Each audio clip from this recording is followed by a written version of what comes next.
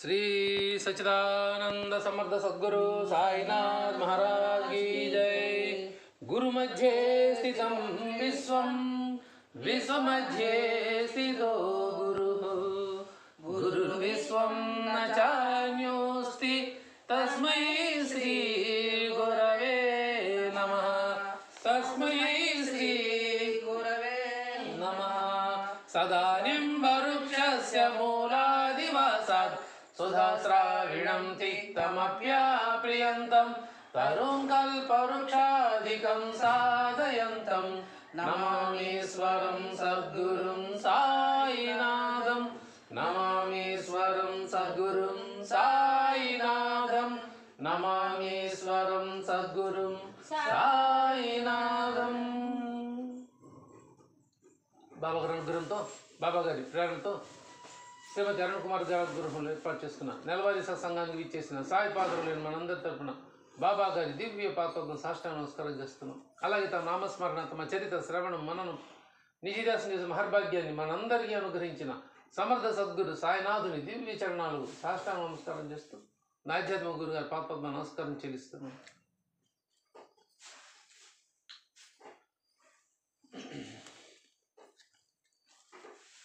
ఈ ఉదయం తమ స్మరణ చేసిన భాగ్యాన్ని మనందరికీ అనుగ్రహించిన సమర్థ సద్గురు సాయినాథుని దివ్య చరణాలకు సాష్టాంగ నమస్కారం చేస్తూ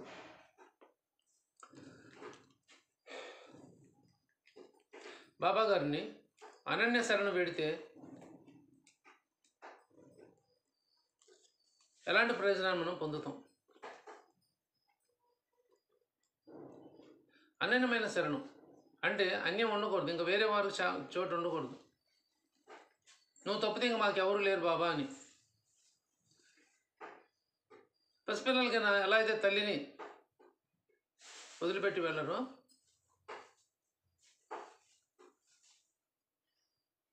మనం అలా బాబా గారిని అలా గట్టిగా పట్టుకోవాలి, వదిలి వెళ్ళకుండా.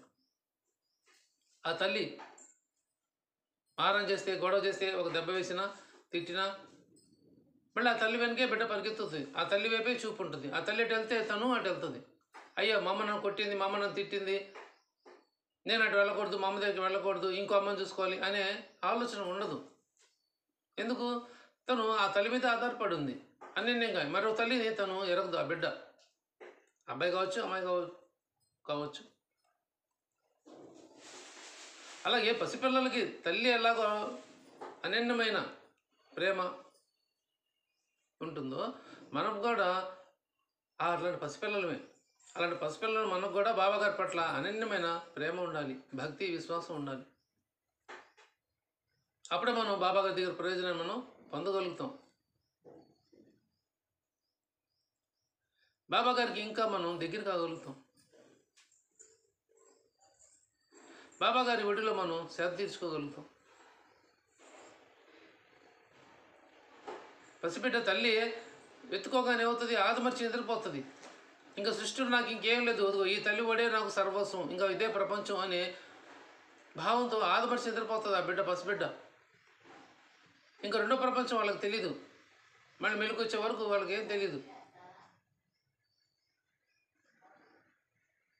అంటే పూర్తిగా ఆ తల్లి పట్ల విశ్వాసం ఉంటుంది కాబట్టి తనను తను మర్చిపోయి ఆ బిడ్డ సేద తీరుతుంది.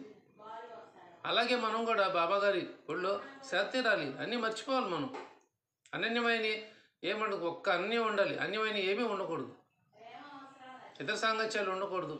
ఒక్క బాబాగారి ప్రేమ, బాబాగారి యొక్క స్మరణ సేవ, ఇంతే. అప్పుడే మనం ఎట్టిన కూడా తల్లి బిడ్డ చూసినట్టు బాబాగారు కూడా మనం చూస్తూ ఉంటారు. మనందరం వారి బిడ్డలు, మీరందరూ నా బిడ్డలు, అది మీరు తిన్నా కూడా నాకు అర్పించినట్లే అని అన్నారు బాబాగారు ఆ పండుగకి రావుతాం. మీరందరూ నా బిడ్డలు, అందరూ మన బిడ్డలు, ఆయన బిడ్డలమే మనం అందరం. అది మీరు తిన్నా కూడా నాకే అర్పించబడింది అంటే దాని అర్థం మీ అందరిలో నేను ఉన్నా కదా, భగవంతుడిగా, గురువుగా, తండ్రిగా మీ అందరి హృదయాల్లో నేను ఉన్నాను, మీరందరూ నాలో ఉన్నారు కాబట్టి అది నాకే అర్పించబడింది. నేను వేరు, మీరు వేరు కాదు అని చెప్పడానికి భావం ఉంది. అలా అనన్య శరణాగతి పొందిన వారు మాత్రమే బాబాగారి దగ్గర ప్రయోజనాన్ని పొందారు. మనం కూడా ఆ ప్రయోజనం పొందే ప్రయత్నం చేయాలి.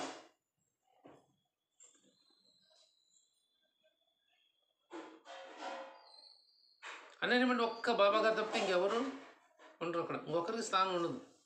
అనన్యమైన భక్తి ప్రేమ విశ్వాసాలు అన్నారు. అందుకని అంటే ఇంకొకరికి ఇంకో దైవ రూపానికో లేకపోతే ఇంకో దేవత రూపానికో ఇంకో గురు రూపానికో అక్కడ స్థానం ఉండకూడదు.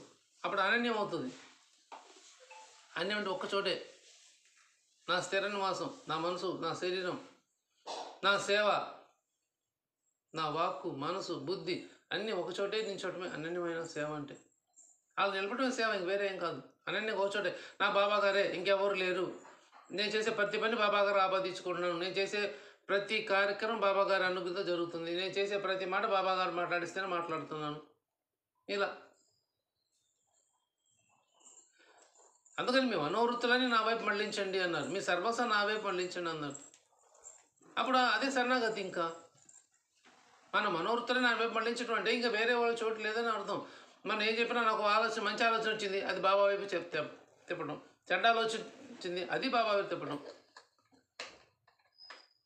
చేయకూడని పని ఆలోచన వచ్చింది, అది కూడా బాబా గారికి మళ్ళించాలి. మాకు 10 మంది మంచి చేసే పని వచ్చింది ఆలోచన, అది కూడా బాబా గారికి మళ్ళించాలి. అంటే మన ప్రతి చర్యలను గమనిస్తున్నప్పుడు మా ప్రతిది కూడా మీ మనోవృత్తులని, నా మనసులో వచ్చిన సంకల్పకాల్పాలన్నీ కూడా ఆయన వైపే తిప్పమన్నారు. ఒకటి నన్ను నిందించాలని ఉంటుంది, లేదా ఒకరు నన్ను బాధ పెట్టారు కాబట్టి వాళ్ళని నేను ఎదురు మాట్లాడాలి అనిపిస్తుంది. అది ఇప్పుడు నేనేం చెప్పాలి? నేను వాళ్ళని తిట్టకూడదు. బాబాగా తిడితే బాబాగా నన్నే తిట్టమన్నారు అంటే నన్ను తిడితే నన్ను తిట్టు, పొగిడితే నన్ను పొగడన్నారు కదా. సరే బాబా నువ్వు అట్టండి మన బాబాగానే తిట్టాలి. అప్పుడు ఏమవుతుంది? అమ్మో బాబాగారిని తిడుతున్నామా, బాబాగారు ఏం చేశారు, అది భగవంతుడు పాపం వస్తుందని చెప్పి మనం తిట్టడం మానేస్తాం. ఎందుకు? బాబాగారు కాబట్టి మనం తిట్టట్లా. నాకు ఎదుటి వ్యక్తి మీద కోపం ఉంది, లేదా ఎదుటి వ్యక్తి నా మీద కోపం ఉంది. ఇద్దరం పరస్పరం ఘర్షణ ఎప్పుడు అవుతుంది? నువ్వు అట్లా అని ఇట్లా ఒకటి అనుకుంటూ ఉంటాం. అది ఏ సందర్భంలో, భార్యాభర్తలు కావచ్చు, అన్నదమ్ములు కావచ్చు, అక్క చెల్లెలు, ఏ బంధంలోనే వస్తుంది.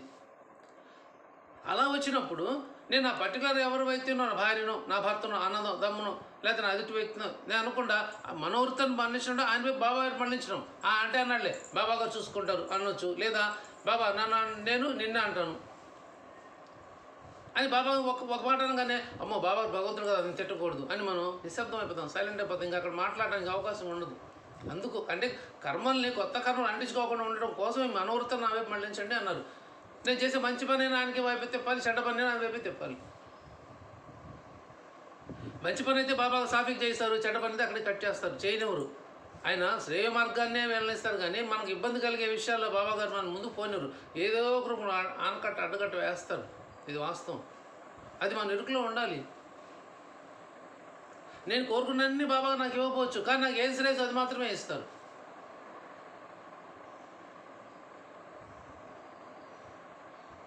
నాకు అది స్వల్ప కోరిక తీరేదైనా కూడా అది నాకు శ్రేయస్ కాకపోతే బాబా గారు నాకు ఎవరు? ఓ సింతను చిన్న పనినా ఇదే చేయలేకపోయామే అంటాం. ఎందుకు చేయలేము? అది నా మంచిది కాదు కాబట్టి అది చేయించలేదు. అది ఎంత కష్టతర పనమైనా సరే మంచి అది అవలీలుగా చేయిస్తారు బాబా గారు. కాళ్ళకి తడంటకుండా దాటిస్తారంట నదిని. ఏ నది? భవసాగర నది. ఈ సంసారాన్ని అంటే మనకి ఎటువంటి శ్రమ లేకుండా, మన ప్రమేయం లేకుండా మనకి తేలిక మనల్ని అవతలొడ్డి చేరుస్తారు. అదే సద్గురు చేసేది. అటువంటి సద్గురు మనం ఎలా పట్టుకోవాలంటే అనన్యంగా పట్టుకోవాలి. అనన్యమైన శ్రద్ధ, భక్తి, విశ్వాసాలతో మనం బాబా గారిని దృఢంగా పట్టుకోవాలి. మళ్ళీ తేలిక కాదు.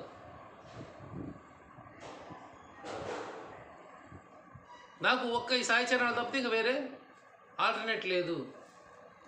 అందుకే కాకాజీ వైద్య ఈయన లాలక్ష్మీచంద్ వచ్చి బాబా గారిని ప్రార్థిస్తున్నప్పుడు సెలవు తీసుకోవడానికి వస్తాడు బాబా గారి దగ్గరికి. 35 ఏళ్ళు వచ్చి చివరిలో ఏమంటాడు? బాబా మీ పాదాలు తప్పితే నాకు వేరే శరణం ఏమీ లేదు. అసలు అద్భుతమైన మాట అది. ఆయన రావడం ఫస్ట్ టైం వచ్చాడు, బాబాగా స్వప్నదర్శనం ఇచ్చారు. తహతలాడాడు, ఎవరు ఈ మూర్తి ఎవరు ఉంటారు, నాకు ఎంత అందంగా కనిపించారు ఈ మూర్తికి, ఈ మూర్తి ఎవరు, క్రిస్మస్ తాత రూపంలో కనిపించే ఈ మూర్తి ఎవరై ఉంటారు అని ఆలోచించాడు. మనసు పట్టలేదు, కానీ ఆలోచన మాత్రం అక్కడే ఉంది. ఇదే గమనించాలి. ఎప్పుడైతే మనం అందుకు చింతామత్కరో చింతన కరో మనం ఎప్పుడైతే చింతిస్తుంటాం, భగవంతుని చింతన చేస్తామో, చింతించకూడదు చింతన చేస్తాము అంటే ఆలోచించడం చేస్తాము, అప్పుడు ఆ భగవంతుడే ఆయన దగ్గర మనం రప్పించుకుంటాడు. ఇంతే చేయాల్సింది మనం. అందుకే ఎప్పుడు నా గురించి చింతించే వాళ్ళని ఎప్పుడు మర్చిపోను అన్నారు బాబాగారు. ఆయన గురించి చింతించాలి, ఆయన లీలను మనం స్మరణ చేసుకోవాలి. బాబాగారు ముక్తా చెప్పిన ఓవిల్ని మనం మరల స్మరణ చేసుకుంటూ ఉండాలి. ఆ ఒక్క గంటన్నర సేపు, ఆ ఒక్కరోజు, ఆ కాసేపు కాదు, అనునిత్యం నిత్యం అనవర్థం ఘోషించాలి. బాబాగారు చెప్పారు, బాబాగారు చెప్పారు, బాబాగారు అంటున్నారు, బాబాగారు వచ్చేది ఆ సందర్భానుసారి మనకి ఆ ఓవిల్ మైండ్లో వచ్చేది. మనం అతను మాట్లాడుతున్నప్పుడు కూడా మన మనసు ఎలా ఉండాలి, ఆ ఓవిల్ గురించి చింతనలో ఉంటే మనకు తెలియకుండానే పలానా అధ్యాయంలో పలానా ఓవి మనకు గుర్తుకొచ్చేస్తుంది. ఆ సందర్భానుసారం దానికి అనుసంధానం చేసుకుంటాం. మన లౌకిక విషయాల్లో ఉన్న అప్పుడు జరుగుతున్న సిచ్యువేషన్ ఏదైతే ఉందో, ఆ సందర్భం ఉందో, దానికి మనం సచ్చరితని మనం అనుసంధానం చేసుకోవచ్చు. అదిగో బాబాగారు అట్లా అన్నారు, అదిగో బాబాగారు ఇలా అన్నారు, బాబాగారు ఇలా చెప్పారు, బాబాగారు ఇలా చెప్పారు.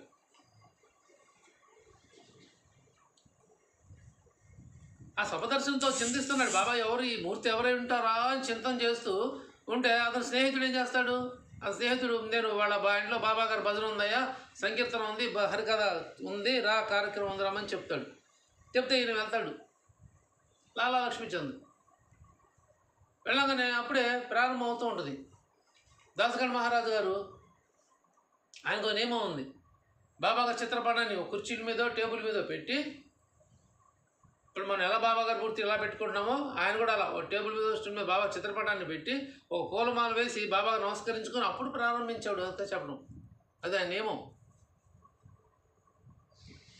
ఎందుకంటే ఇప్పుడు వర్ణిస్తున్నాడు బాబాగారి యొక్క గొప్పతనాన్ని లీలలో వర్ణిస్తున్నప్పుడు ఈ బాబాగారు ఎవరై ఉంటారు అనేది ఒక రూపం కావాలి, సాకార రూపం. అందుకనే ఇచ్చింది బాబాగారు రూపాన్ని ఎందుకు వచ్చారంటే, నిర్గుణ నిరాకారమైన ఆ భగవంతుడు సగుణ సాకార రూపంలో సాయిబాబాగా షిరిడి క్షేత్రంలో వెలిశారు.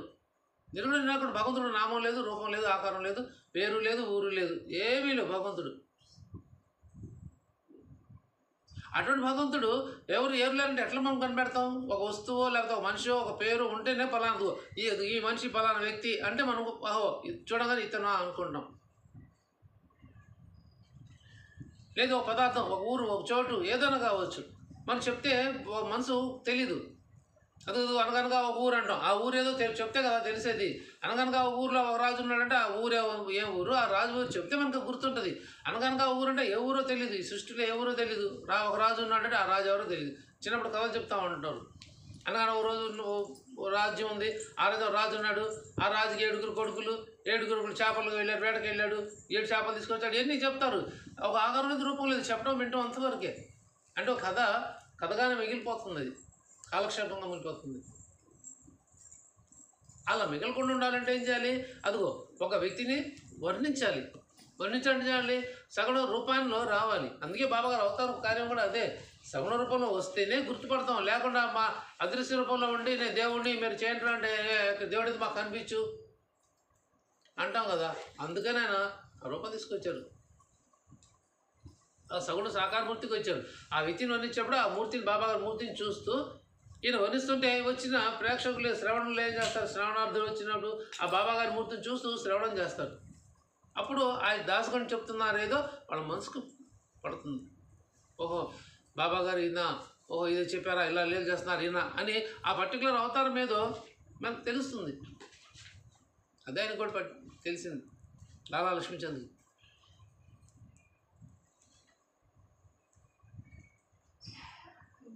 లాలా లక్ష్మీచందేనా? లాలా లక్ష్మీచంద్. ఇప్పుడు ఈ షిరిడి వెళ్ళాలి, నన్ను ఎవరు షిరిడి తీసుకెళ్తారు? చూడండి, అది ఆయన సంకల్పం ఉంటేనే ఎంత ప్రేరణ ఎప్పుడు ఉంటుందంటే, నేను షిరిడి వెళ్ళాలి, నాకు ఎవరు తెలియదు, ఎప్పటి నుంచి వెళ్దాం అనుకుంటున్నా, నేను వెళ్ళకపోతా. ఎన్ని పచ్చి ఒట్టి మాటలు ఇవి, కావాలని చెప్పే వంకలు అంతే.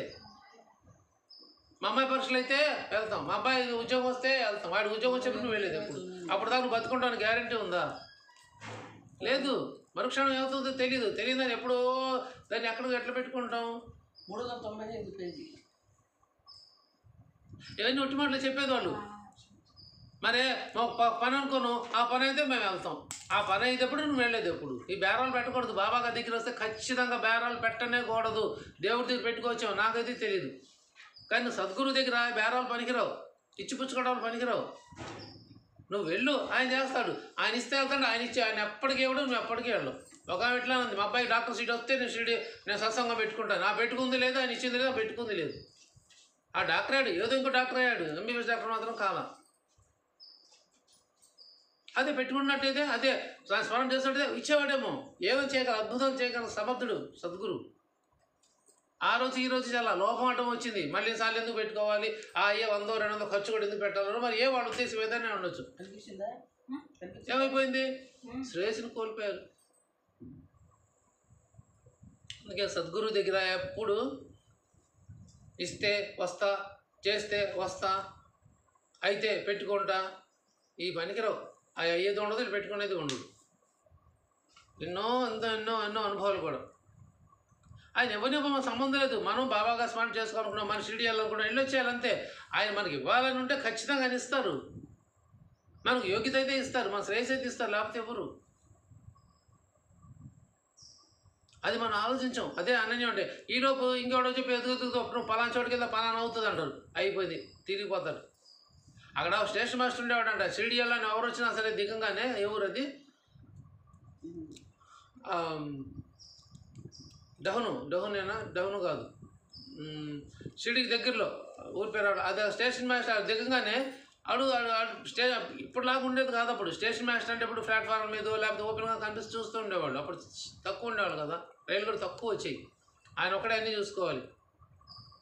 అలా వచ్చినప్పుడు రైలు దిగి షిరిడి ఎట్లా వెళ్ళాలి మార్గం చెప్పంటే, ఆయన షిరిడి ఎందుకు వెళ్తున్నారు అడిగేవాడంట. బాబా గారి కోసమా అని ఏమంటాను కూర్చోబెట్టి బాబా గారి మీద విరుద్ధంగా చెప్పేవాడంట. వాళ్ళ మనసులు మార్చేసేవాడు. అవునా, నిజమా, ఎందుకు నమ్మేవాళ్ళు వాళ్ళు? కారణం ఏమిటది? స్టేషన్ మాస్టర్ చెప్తేనే నమ్మారు, మిగతా వాళ్ళు చెప్తే నమ్మరు. ఇది కారణం ఏంది? బాబా గారు నమ్మకం ఉంటే వెళ్తాడు కదా, నువ్వు చెప్పేది అబద్ధం పో అని చెప్పి వెళ్తాడు కదా. అంటే బాబా గారు నమ్మకం కాదు.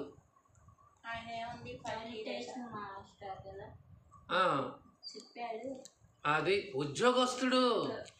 ఒక సామాన్య వ్యక్తికి నువ్వు ఒక ఉద్యోగస్తుడు చెప్పేదానికి చాలా తేడా ఉంటుంది. సామాన్యుడు వాస్తవం చెప్పినా వాడిని నమ్మరు. ఒక ఉద్యోగం చేసేవాడు, బాధ్యత ఉద్యోగం చేసేవాడు, వాడు అబద్ధం చెప్పిన నిజం నమ్ముతారు. ఎందుకంటే వాడు ఉద్యోగస్తుడు అబద్ధం చెప్తాడా. ఇది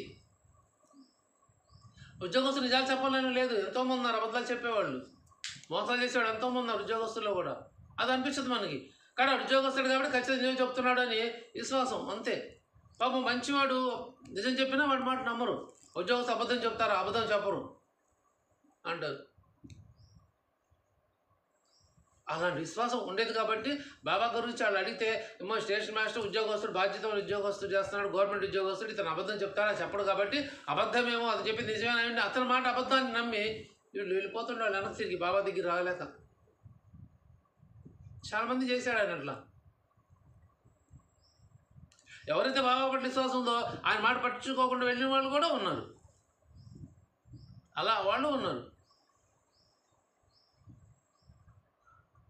ఎవరైతే అన్ని చింతలు వెళ్ళిపోయారో అతను మాట్లాడాడో శ్రేయస్సు కోల్పోయారు. వాళ్ళు వెళ్ళిపోయిన వాళ్ళు ఉన్నవాళ్ళే, విన్న వాళ్ళే ముందుకు వచ్చి బాబా దగ్గర దర్శనం చేసుకున్నారు, బాబా దర్శనం చేసుకున్నారు. మనం అనుకుంటే కాదు, సద్గురు అనుకోవాలి. ఎప్పుడు చింతన చేస్తే, లక్ష్మీచంద్ చేసింది అదే. నన్ను ఎప్పుడెప్పుడు తీసుకెళ్తారా, ఎప్పుడెప్పుడు బాబా దర్శనం చేసుకుంటానా అని అనుకుంటూ ఆలోచిస్తా ఇంటికి వస్తాడు. రాగానే ఏమైపోయింది, తొలుకొనగా రాత్రి 9-10 గంటల టైంలో టకటక తలుపు కొట్టాడు. ఎవరని చూస్తే ఎదురుగా శంకర్రావు, అతను పక్కింటి కూడా స్నేహితుడు శంకర్రావు. తలుపు దిగానే శంకర్రావు గమనించాడు. ఏందని కూడా అడగలా. తలుపు దిగానే షిరిడి వెళ్తున్నాను వస్తావా అన్నాడు, అంతే. ఇతని చింతన ఏముంది, ఆలోచిస్తూ పడుకుంటున్నాడు. ఇక్కడ ఇదే గమనక. అలా చింతన చేస్తేనే బాబా గారి దగ్గర మనకు స్థానం ఉంటుంది. అది అనన్యం ఉంటుంది. ఇంకా అన్యం, ఇంక వేరే ఆలోచన రాకూడదు. నేను షిరిడి ఎట్లా, అలాంటి షిరిడి అని ఎవరు తీసుకెళ్తారబ్బా, నా ఎట్లా నేను బాబాను దర్శించుకోవాలి, ఏంది ఇదే చింతన ఉండండి. ఖచ్చితంగా ఎవరో ఒకరు బాబా గారు ఆ రోజైనా ఈ రోజైనా ఏ రోజైనా ఇదే బాబా గారు పిలుచుకుంటారు ఆయన దగ్గరికి. ఏదో రూపంలో పిలిచి తీసుకొచ్చి ఆ దర్శనం చేయిస్తారు, షిరిడి తీసుకెళ్తారు. అవసరం అనుమానం లేదు. అది షిరిడి అయినా సత్సంగమైనా సరే అంతే, బాబాగారి స్మరణ కోసమైనా అంతే. నాకు ఎక్కడ సత్సంగాలు దొరుకుతాయా, నేను ఎక్కడ మంచిది వినాలా, బాబాగారు నాకు ఎవరు చెప్తారా అనే చింతనలో ఉండండి. ఎవరి ద్వారా ఎట్లా ఎలా ఎప్పుడు ఎలా కలుపుతాడో మనకు అర్థం కాదు. బాబాగారు కలిపి తెచ్చి వాళ్ళ కోరికను తీరుస్తారు, ఆయన స్మరణ చేసుకునేలాగా చేస్తారు. అదిగో ఇది నువ్వు కోరుకున్నది అని మన మనసులకు మనకు తెలిసేట్టు చేస్తారు. అదే బాబాగారు గొప్పతనం. ఆయన నోటితో చెప్పడం, మనకు తెలిసేట్టు అనుభవపూర్వకంగా తెలియజేస్తారు. ఇదే బాబా తత్వం కూడా ఇదే. నోటితో చెప్తే మనం నమ్మం, అందుకని అనుభవపూర్వకంగా తెలియజేస్తారు. ఈ లక్ష్మీచంద్ర విషయంలో కూడా అదే జరిగింది. ఆయన చింతనలో ఉన్నాడు, బాబాగారి చింతనలో ఉన్నాడు. ఎవరెవరో మూర్తి అనుకున్నాడు. అదిగో ఆ మూర్తి ఎవరు అనేది తెలిపారు. నేను షిరిడి సాయిబాబా అని రాని అచ్చం అవే మూర్తి, అదే లక్షణాలు, అవే ముఖ కవళికలు అని గుర్తుపట్టాడు. కాబట్టి నా సఫలం కమిషన్ ఎవరో కాదు, ఈయన ఎవరయ్యా అనేది షిరిడి సాయిబాబా గారు. ఎక్కడ ఉంటారు? మహారాష్ట్రలో కొబ్బరిగాం తాలూకాలో, అహ్మద్నగర్ జిల్లా కొబ్బరిగాం తాలూకాలో షిరిడిలో ఉంటారు అని తెలుసుకోవాలి. ఇప్పుడు ఈ షిరిడి ఎక్కడ ఉందో నన్ను ఎవరు తీసుకెళ్తారు అని చింతన పట్టింది. అంటే బహుశా అతను పెద్ద చదువుకుని ఉండకపోవచ్చు, తెలియక ఉండకపోవచ్చు. ఈ షిరిడి ఎలాంటి ఎట్లా అని అనుకుంటా ఉంటాడు.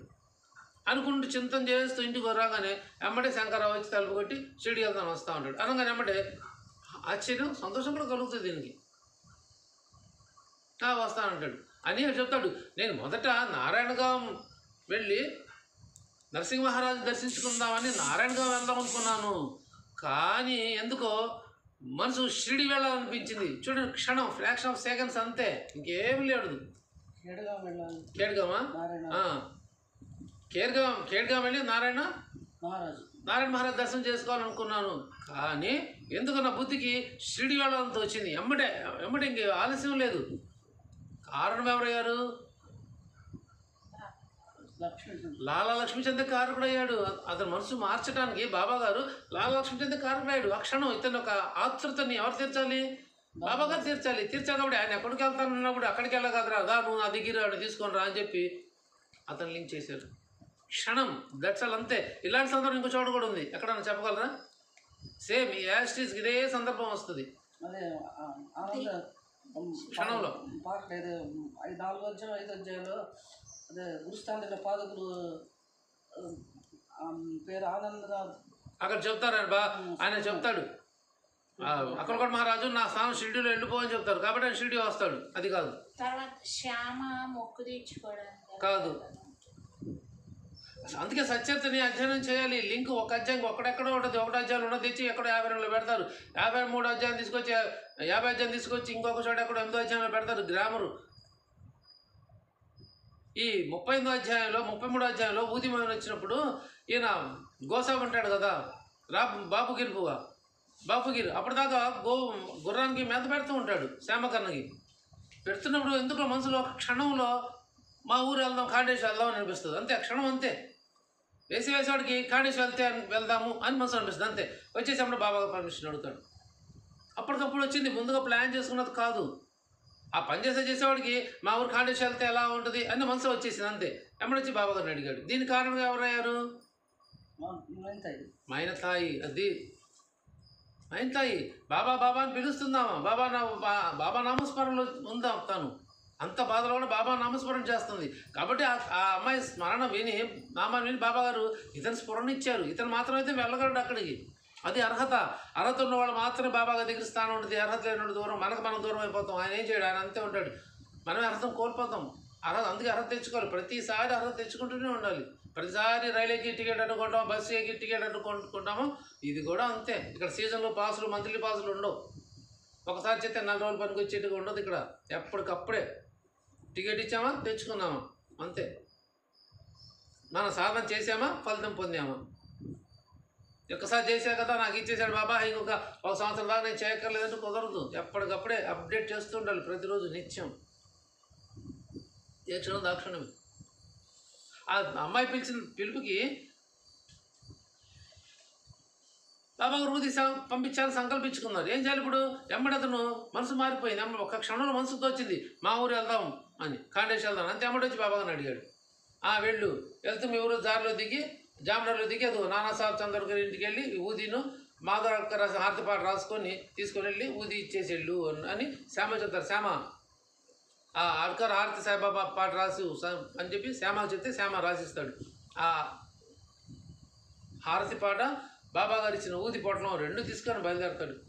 ఇతను కొంచెం ఊదిస్తారు, చంద్రగర్ గారికి గారు ఊదిస్తారు, తీసుకొని బయలుదేరుతారు. క్షణంలో మార్పు వచ్చింది అంతే. అందుకే సద్గురు బుద్ధి ప్రదాత, ఎటువంటి కఠినాత్ములైన ఒక్క క్షణంలో మార్చగల సమర్థుడు బాబా గారు. క్షణమే అంతే, అతనికి టైం అక్కర్లేదు.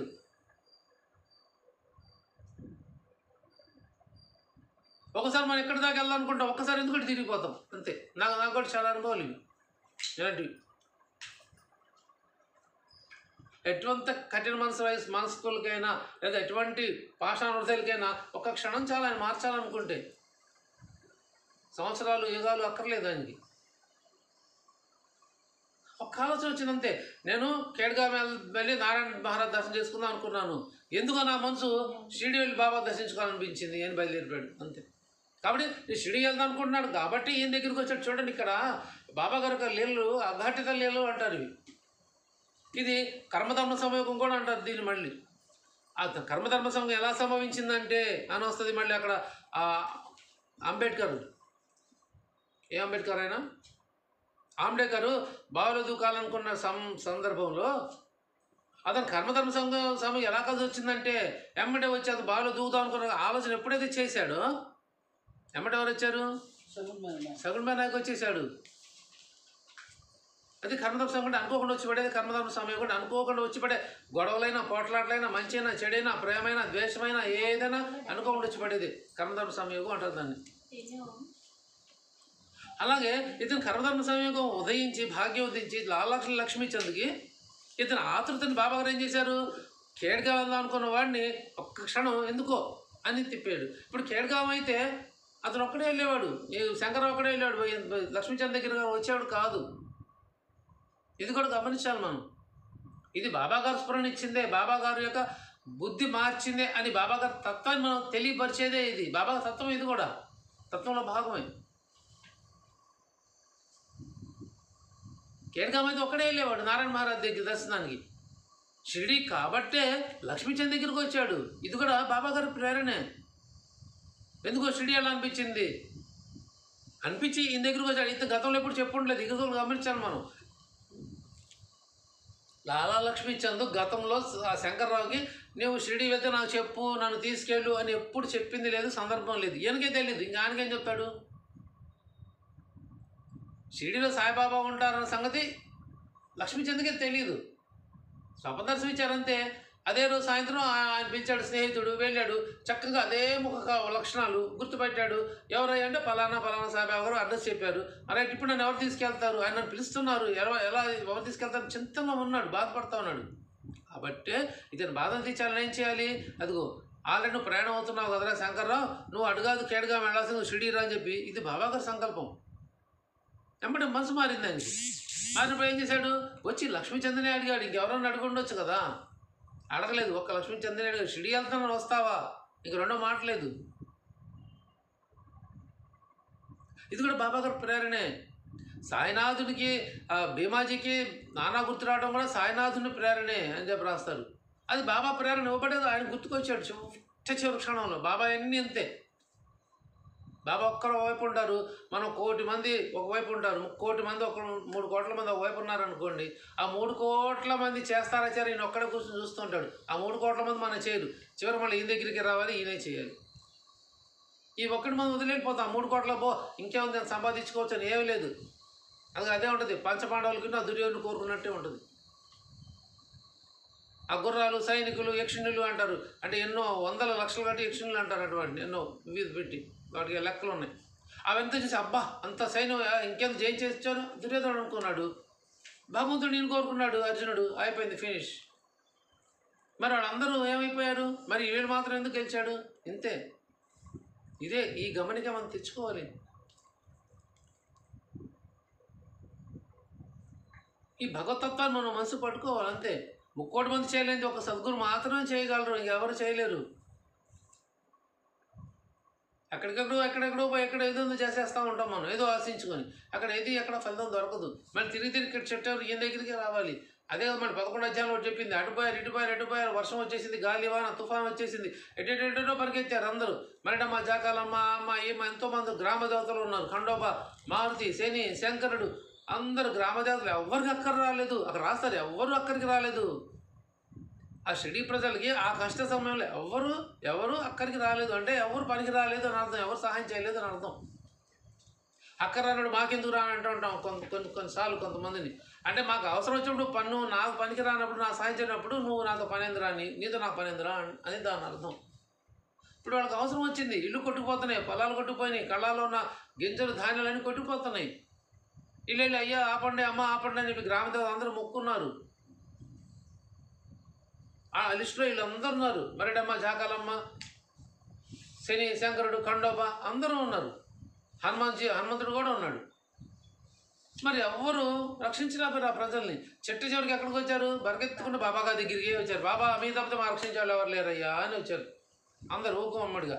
రాగా బాబాగారు ఏం చేశారు? రండి అని అందరిని తిరస్కరించలేదు, అందరినీ రమ్మన్నారు. మీరు వెళ్ళారు కదా దేవుడి దగ్గరికి పోండి, పోండి, నా దగ్గర రావద్దని అనలేదు. అందరినీ ఆశ్రయం ఇచ్చారు. ఆ చిన్న మసీదు ఆశ్రయం ఇచ్చారు. ఆ మసీదు చూర్ల కిందే పక్షులన్నీ శాంతిని తడవకుండా. మరి ఎవరు రక్షించారు? పంచభూతాన్ని శాసించి మసీదు చివరి అంచుకొచ్చి బాబాగారే. ఆ వర్షాన్ని, గాలివాన్ని శాసించి ఆపారు. మరి ఎవరు ఆపలేకపోయారు? ఎవరి వాళ్ళు ఎందుకు కాలేదు? మళ్ళీ ప్రార్థించారా ప్రజలందరూ? ఇదే తేడా. అప్పుడు బాబాగారు ఆజ్ఞకి ఆ మేఘాలు ఉద్ధృతం తగ్గి, వర్షం తగ్గి, గాలి తగ్గి, అప్పుడు ప్రశాంత వాతావరణం వచ్చింది. అప్పుడు స్వేచ్ఛగా వెళ్ళినాయంట బయటికి. పశువులు, పక్షులు, మనుషులు అందరూ స్వేచ్ఛగా బయటికి వెళ్ళారంట హాయిగా, ధైర్యంతో. ఇది సద్గురు. అది ఎప్పుడు వస్తుంది? అనన్యమైన విశ్వాసం ఉన్నప్పుడే మనం అనుభవించగలుగుతాం. అనన్య విశ్వాసం. ఎటెటో తిరిగి అక్కడికి వచ్చే బదులు అది డైరెక్ట్గా మనం అక్కడికి వెళ్తే పోలేదా?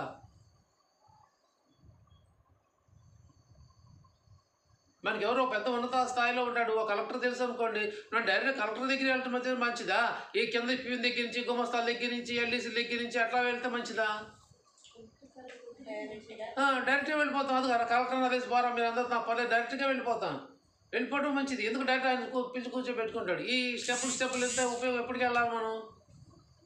వాడు పిఎం అనుమతించాలి, వాడు ఇంకోటి చెప్పాలి, వాడు ఆపయ్యోడు చెప్పాలి, ఆపయ్యోడు ఎప్పటికి వెళ్తాం? కలెక్టర్ బిజుకున్నా రేపు రా అంటాడు, రేపు వస్తా ఎల్లుండి రా అంటాడు, కాదు ఇప్పుడే బయటికి వెళ్ళారు. ఇలా జరుగుతూ ఉంటాయి. అది నాకు తెలిసినప్పుడు నేను డైరెక్ట్గా వెళ్ళిపోవచ్చు ఆయన దగ్గరికి. ఇదే ఆ కలెక్టర్ లాంటి వాడే, ఆ ఉన్నత స్థితి ఉన్నవాడే బాబాగారు, సద్గురు. ఇంకా ఆ తర్వాత ఇంకెవరు లేరు. ఈ కింద వాళ్ళు మొక్కుకొని మళ్ళీ ఆయన దగ్గరికి వెళ్ళిపోయి డైరెక్ట్ మనం ఆయన దగ్గరికి వెళ్ళిపోయి ఆయనే పట్టుకుంటూ పోలేదా? అప్పుడే మనం ప్రయోజనం సాధిస్తాం. అదే అనన్యం అంటే. నువ్వు ఒక్కడే, నాకు ఇంకెవరు లేరు. అప్పుడు ఆయన చేయిస్తాడు మొత్తం పనులన్నీ. చంద్రగురుతో చెప్పింది కూడా బీచ్ ఠాకూర్తో అదే. మన ఇద్దరు కలిసి షిరిడి వెళ్ళి బాబా దర్శనం చేసుకొని వద్దాం పదా అంటాడు. నువ్వు వెళ్ళి నేను రాను, నాకు కోర్టు పని ఉంది, నువ్వు వెళ్ళు అంటాడు. కోర్టు పని అట్లుండు, అది బాబాగారు చూసుకుంటారు, అది సంబంధం లేదు, నువ్వు రా, నీ పని ఉంది కరెక్టే, కానీ ఆ పని బాబాగారికి వదిలే, ఆయన చూసుకుంటాడు ఏం చేయాలో, నువ్వు వచ్చేయి అంటాడు. నేను రాను పోమ్మంటాడు ఆయన. ఈయన షిరిడి వచ్చేస్తాడు, చంద్రగారు ఆయన మాత్రం అంటే వెళ్తాడు. చివరికి ఏమైంది? అతను వెళ్ళిన పని వాయిదా పడిపోయింది. ఉసురోమంట బాధపడ్డాడు. అయ్యో నేను చంద్రకర్ మాటిని షిరిడి వెళ్ళిన బాగుండేది, నన్ను బాబాగారు దర్శనం చేయించేవాడు షిరిడిలో అని అనుకుంటాడు. అప్పుడు ఇంకేం తల పశ్చాత్తాపడితే ఉండదు, ఇంకా అయిపోయింది. ఆ తర్వాత అతను అడ్రస్ తెలుసుకొని వస్తాడు. ఆయన వచ్చేప్పుడు చంద్రకర్ షిరిడి వదిలి వెళ్ళిపోతాడు.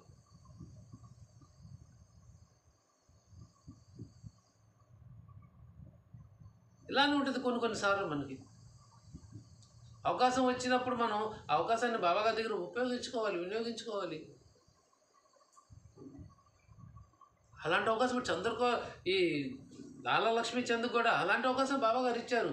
ఎటు వెళ్ళిపోవాల్సిన వాడు ఇటు ఎందుకు తిప్పారు? అది బాబాగారు ప్రేరణ. షిరిడి రా నువ్వు, అదిగో నా భక్తుడు నా కోసం వచ్చి పరితపిస్తున్నాడు, నా దగ్గర వాళ్ళని వాడిని తీసుకొని రా అని అనిపించింది. అంటే ఏమంటే వచ్చి ఇంకెవరిని అడగవచ్చు? లక్ష్మీచంద్రనే అడిగాడు, షిరిడి వస్తామని. ఇది కూడా బాబాగారు ప్రేరణే, బాబాగారి బుద్ధి దాత కాబట్టి వచ్చి అడిగాడు. అనగానే సంతోషం, అప్పటికో పక్కపండు సర్దుకొని ఇద్దరు వెళ్ళిపోయారు. బయలుదేరి అదే రాత్రి అంటే రేపు వెళ్దాం ఎల్లుండి వెళ్దాం కూడా ఆలోచించుకోలేదు.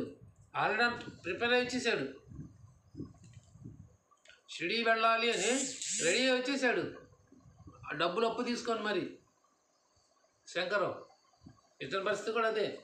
పక్కపడి సర్దుకొని అతని సోదరుడు ఎవరి దగ్గర ఉంటే వెళ్ళి మార్వాడి అని రాస్తారు. మార్వాడి అతని సోదరుడి దగ్గరికి వెళ్ళి 10 రూపాయలు అప్పు తీసుకొని షిరిడీ వెళ్ళాలని తీసుకొని వస్తారు.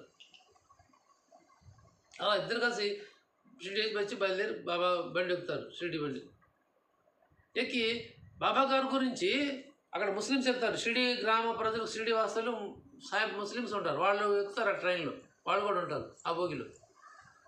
వీళ్ళు ఎక్కి కూర్చొని లక్ష్మీచంద్ర అడుగుతాడు, మీరు ఎక్కడికి వెళ్తున్నారయ్యా? షిరిడీకి. మీరు ఎక్కడికి? మేము కూడా షిరిడీకి. అప్పుడు ఎక్కడ దిగాలి? వీళ్ళు మనమాడి దిగి మనమాడి నుంచి కోపర్గావ్ వచ్చి కోపర్గావ్ నుంచి షిరిడీ రావాలి. అప్పుడంతా కఠినంగా ఉండేది ప్రయాణం.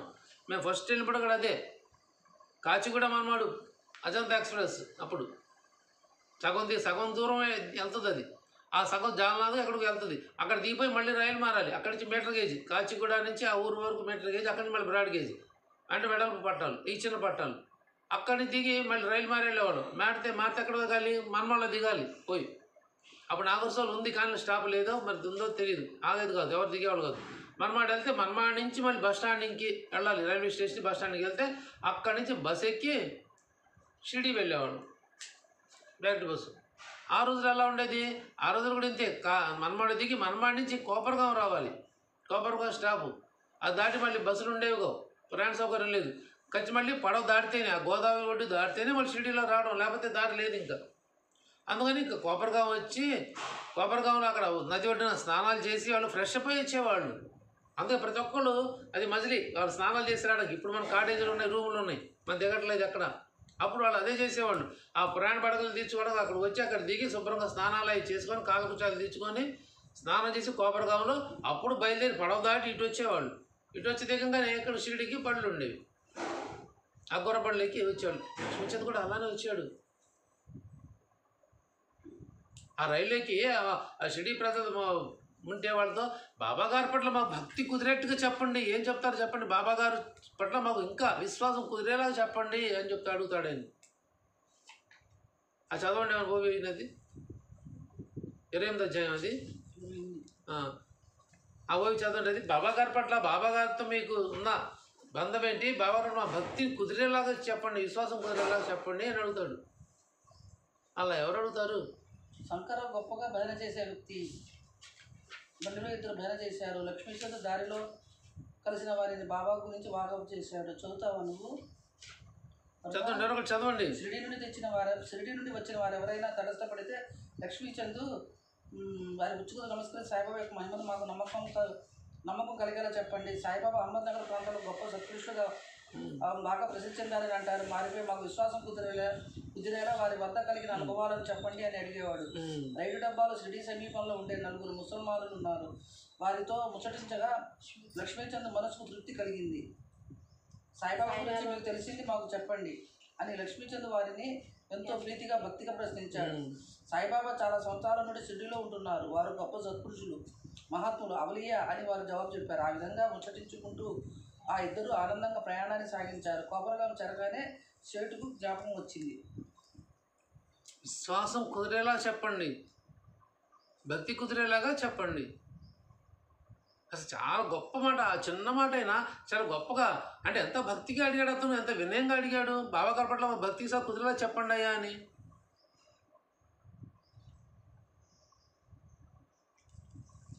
అంటే వాళ్ళు అనుభవించారు, వాళ్ళు ఉన్నారు, వాళ్ళు చూసిన మహత్యాలు బాబా గారి యొక్క విశేషాలు ఏవైతే ఉన్నాయో వాళ్ళు చూసి అనుభవించున్నారు, తెలుసుకున్నారు, తెలిసిన వాళ్ళు. కాబట్టి మాకు భక్తి విశ్వాసం కుదిరేలా చెప్పండి అన్నాడు. ఇదే చెప్పేది దాసగణ గురువులు ఇలా చెప్పేవారు. బాబాగా చిత్రపటం పెట్టి అరగా చెప్పేటప్పుడు విశ్వాసం వచ్చేలాగా ఉప్పొంగేదంట ప్రేమ చెప్తుంటే. వక్త చెప్తుంటే ఎప్పుడు కుదురుతుంది? శ్రోతలు ఉత్సాహంగా ఉంటే, శ్రోతలు శ్రద్ధగా ఉంటే వక్తకు ఉత్సాహం ఉండనే ఉంటుంది. సత్యం చెప్తుంది మనకి. అందుకే శ్రవణార్థిని శ్రోతలు కావాలి మనకి. 2 3 1 4 శ్రవణార్థిని శ్రోతలు శ్రద్ధగా వినేవాళ్ళు ఉంటే వక్తకు ఉత్సాహం ఉండనే ఉంటుందంట. తెలియకుండానే ఆయన వాక్యం చెప్పించుకుంటారు ఉత్సాహంగా. అందుకని అక్కడ రాస్తారు, దీక్షిత్ గారు వాళ్ళ నాతో పాటు దీక్షిత్ గారికి దీక్షిత్ గారు చెప్పడం వల్ల శ్రోతలు నలుగురు శ్రోతలు దొరికారు అని చెప్పి రాస్తాడు ఆయన. హేమంత్ పంత్ గారు రాస్తారు దీక్షిత్ గారికి శ్రోతలు లభించారు. ఎవరు? ఆయన చెప్తుంటే వినేవాళ్ళు, శ్రద్ధగా ఆలకించేవాళ్ళు. మనం మీరు పరిధ్యానంగా ఉంటే నాకు మనశ్శాంతి అక్కడిది అంతే. శ్రోతలు ఎప్పుడు కూడా పరిధ్యానంగా ఉంటే వక్తకి ఉత్సాహం ఉండదు, వాకు రాదు. ఎప్పుడు శ్రద్ధగా ఉన్నప్పుడే అది ఆ వాకుని భగవంతుడు పలికిస్తారు. అది చెప్పాలంటే ఎవరు చెప్పలేరు. ఆయన ఏం చెప్పిస్తే అది ఆయన స్ఫురణకి ఇచ్చి చెప్పిస్తారు అంతే. సద్గురు స్ఫురణే. అది చెప్పాలనుకుని ఎవరు ఏం చెప్పలేరు. కొంతమంది ఇదిగో ఇది చెప్పాలని ప్రిపేర్ అవుతారు, ఆ సందర్భం కూడా ఉండదు.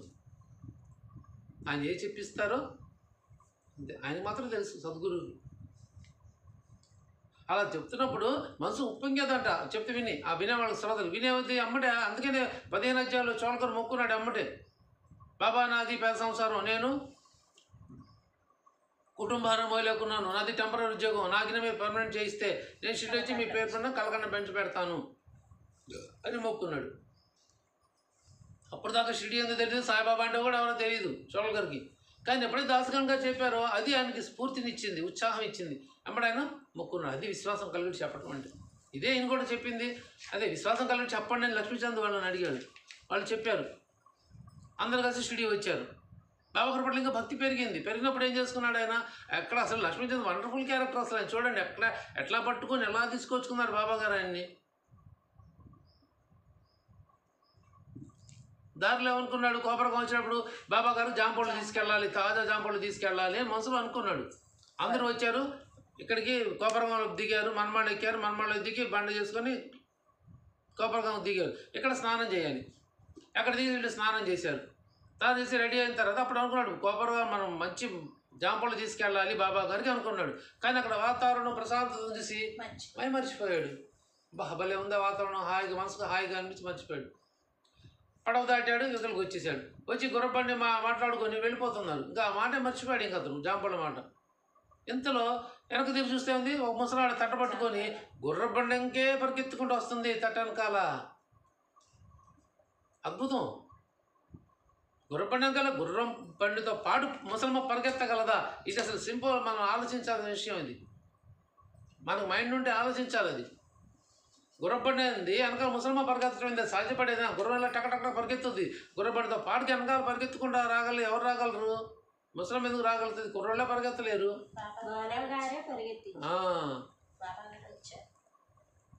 బండి తట్ట పెట్టుకొని బండి ఉత్సవంతో కూడా కాదు, తట్ట పెట్టుకొని భక్తుల కోరికలు తెచ్చడానికి ఆయన అనేక రూపాలు ఎత్తుతారు బాబా గారు. అనేక మిషన్ల మీద అనేక రూపాయలు, అనేక అవతారాలు ఎత్తుతాడు. గుర్రం అవుతాడు ఆయన, గుర్రబండి అవుతాడు. ఆ మైతాయికి ప్రార్థన విని తనకు ఊదందించడానికి ఎంత చేశారు బాబా గారు? గుర్రబండి అయ్యాడు ఆయన, గుర్రం ఆయన అయ్యారు, గుర్రం తోలేవాడు ఆయన అయ్యారు. తీసుకొని వచ్చారు ఆయన. బాబుగిరి బాబుకి మనసు తిరిగేట్టు చేశారు ఆయన వైపు. వాళ్ళ ఊరు కాండేశ్వర్లోని అనిపించేట్టు చేశారు. ఇది ఈ బాబుగిరి బాబు అయితేనే అటు వెళ్ళగలడు, ఇంకెవరి వల్ల కాదు అది. అందుకని బాబుగిరి బాబు అని ఎన్నుకున్నారు బాబా గారు, స్ఫురణకి ఇచ్చారు అంతే. ఆయన ఎవరెవరికి ఏ అర్హత ఇస్తారో, ఏ సేవ ఇస్తారో అది ఖచ్చితంగా వాళ్ళే చేయాలి. అది బాబా గారు ఇచ్చిన సేవ స్వీకరించాలి. నేను చేయను, నువ్వు చేయి, ఆయన చేయమనండి, ఈయన చేయమండి, చేయమని చెప్పకూడదు ఎవరికి. మనం ఎప్పుడు ఇది కూడా నీకు ఏ ఇచ్చారో అది నువ్వే చేయాలి. అందుకంతే. ఇంకా దానికి ఆల్టర్నేటివ్ రెండో క్వశ్చన్ ఉండకూడదు అక్కడ. సంకీర్తన కూడా నువ్వు పాడండి, నువ్వే పాడాలి. నేను పాడను, పాడమను, ఈయన పాడమను, వాళ్ళు పాడవచ్చు అనేది బాబా గారు చెప్తారు. నీకు అవకాశం వచ్చినప్పుడు నువ్వు ఉపయోగించుకో, రెండే మాటలు వేస్తున్నావు అంతే. అలానే ఉంటుంది బాబా గారి తత్వం అంటే. ఖచ్చితంగా ఉండాలి. ఆయన ఎవరు ఉద్దేశిస్తారు, ఎవరికి ఆరాధిస్తారు, ఎవరి చేత ఏం చేయించుకుంటారో, అది ఎవరు పాడించుకుంటారో చెప్పను, ఎవరి చేత ఏ సేవ చేయించుకుంటారో మనకు తెలియదు. ఇవే మనం పాటించవలసింది కూడా. ఆయన కాబట్టి బాబుగిరి బాబు కాబట్టి వెళ్ళగలడు. ఇంకా అక్కడ ఇంకెవరు వెళ్ళలేరు. వాళ్ళకి తెలీదు, కొత్త రూటు. ఇతను మాత్రం తెలుసు. అందుకని నా దగ్గర మిగిలినవి ఈ డబ్బులతో నేను ఎలా ప్రయాణం చేయగలను అన్నాడు. ఆ జలగాం స్టేషన్లో దిగి టికెట్ ఇచ్చి బయటపడ్డాడు. డబ్బులు చూసుకుంటే లేవు. ఈ రాత్రి ఇంత దూరం ఎక్కడైనా నుంచి వెళ్ళాలి, నా టికెట్ డబ్బులు సరిపోయి. మళ్ళీ అక్కడి నుంచి వాళ్ళు చాలా దూరం కాండేసి వెళ్ళాలంటే, జామినేర్ నుంచి వెళ్ళగలని చింతలో ఉన్నాడు అతను. కాబట్టి తెలిసింది. చెప్తాడు బాబా గారు, బాబా నాది 2 రూపాయలే ఉన్నాయి, నాకు సరిపోవేమో అంటే, ఏం పర్లేదు వెళ్ళు, దారులు అన్ని సమకూర్తాయి అంటారు. అది విశ్వాసం. సమకూర్తంగా బాబాకి ఎదురు చెప్పలేదు, తీసుకొని బయలుదేరిపోయాడు. అది విశ్వాసం అంటే. బాబా గారు కూడా బాబా చెప్పారు కదా, రైట్, విశ్వాసం, వెళ్ళిపోదాం అంతే. విశ్వాసం ఉంచితే ఖచ్చితంగా బాబా గారు ఫలితాన్ని ఇస్తారు మనకి. ఆ విశ్వాసం సడలిందా చెప్పలేము. మన పవిత్ర కూడా ఫోన్ చేసి, అంకుల్ వర్షం వస్తుంది ఏం చేయమంటారు, వర్షం వచ్చేట్టు బాగా ముగ్గులు పట్టి ఉన్నాయి అని అంది. ఏమంటే నాకు ఉద్యోగం వచ్చేసింది, ఇంకా రెచ్చిపోయి ఏం పర్లేదురా, ఒక చుక్క మీద పడకుండా తీసుకొస్తాడు బాబా గారు, నా మాటను బాబా విశ్వాసం పెట్టిరా, నువ్వేం కాదు, క్షేమంగా వచ్చి మీరు క్షేమంగా వెళ్తారు, ఇబ్బంది ఏడు, ఒక చుక్క కూడా మీకు ఒంటి మీద తాగదు, రండి నేను బాబా గారి మాట అని చెప్పి గట్టిగా చెప్పారు. సరే అంకుల్ బయలుదేరుతామని చెప్పి బయలుదేరి వచ్చింది. చెప్పింది నా ఇట్లా కొట్టుకుని అయ్యో చెప్పాను, తెలుస్తాడు నా మాట పోతుందేమో, బాబా నా మాట నిలుపు, బాబా ఆయన వినిసాలను. అలానే తుప్పర పడింది, కానీ వాళ్ళ మీద ఒంటి మీద చుక్కపడాలి. అది కూడా చెప్పింది, తుప్పర పడింది కదా మాట పోయిందంటే, అయ్యో మాట పోయింది అంటే, కాదు అంకుల్ నా మీద ఒక్క చుక్కటి మాకు తడవలేదు, పడింది కోటి మీద, అది కూడా తుప్పరేను, అదే పట్టించుకోక్కర్లేదు, మేమైతే తడవలేదు, మా ఇంటి మీద పడలేదు అంది. ఇంతే నిలుపుతాడు. భక్తులు మనస్ఫూర్తిగా మనం ఏదైతే నిస్వార్థం కోరుకున్నా ఖచ్చితంగా బాబా గారు మన మాటలు నిలుపుతాడు. ఆయన వెళ్ళేటప్పుడు వెళ్ళారు, హ్యాపీగా వెళ్ళారు, ఇంటికి వెళ్ళగానే ఫోన్ చేసింది, ఒక్క చుక్క కూడా ఎక్కడ వర్షం పడలేదు అంకుల్, హ్యాపీగా వచ్చాము ఇంటికి, అంతే. విశ్వాసం అది అమ్మో పడుతుందేమో వస్తుందేమో అనుకోండి, నిజంగానే వచ్చింది. వాళ్ళు విశ్వాసం కోల్పోయినప్పుడు ఇంకా ఫలితాన్ని పొందలేము ఎవరైనా. ఏమైంది ఏం కాదు బాబాగా చూసుకుంటాడని ఆమె మీద పడేసి వెళ్ళిపోతే ఏమీ కాదు. మన భారాన్ని మోస్తాడు. ఇంకా విశ్వాసం అంటే ఏంటి దాని అర్థం, మన భారాన్ని పడేసామని అంతే. నాకున్న ఇబ్బందుల భారం ఏదైతే ఉందో అదే ఎప్పుడు పెడతాను, నువ్వే పోయి బాబా అంటావు, అదే విశ్వాసం. నేను మోసుకుంటాలే అనుకుంటే ఇంకా అదే విశ్వాసం పెట్టినట్లు లెక్కే కదా. అందుకని విశ్వాసులు అంటారు. ఆ విశ్వాసాన్ని ఆయన పెట్టాడు కాబట్టి ఫలితాన్ని పొందాడు. బాబా గారు వచ్చి ఆయన బండి మీద ఎక్కించుకెళ్ళి గుర్ర బండి తీసుకెళ్ళి నాగసాహెబ్ చంద్ర గారి దగ్గర దించారు. ఇంకా అక్కడ దించిన తర్వాత ఆయన పార్షన్ అయిపోయింది, బాబా గారిది అయిపోయింది అక్కడ పార్ట్. అక్కడి నుంచి అక్కడ ఛార్జీ కాబట్టి చంద్రగారి నుంచి పంపిస్తాడు ఇంకా ఆయన. సో ఇంకా అక్కడికి అది అయిపోయింది. అలాగే లక్ష్మీచంద్రు పరిగెత్తుకుంటా వస్తుంటే ఆ ముసలమ్మ చూసి బండి ఆపిస్తాడు. ఆపించి పాపంగా నెమ్మడి వచ్చేసింది. చూడండి అంటే అంత స్పీడ్గా పరిగెత్తింది.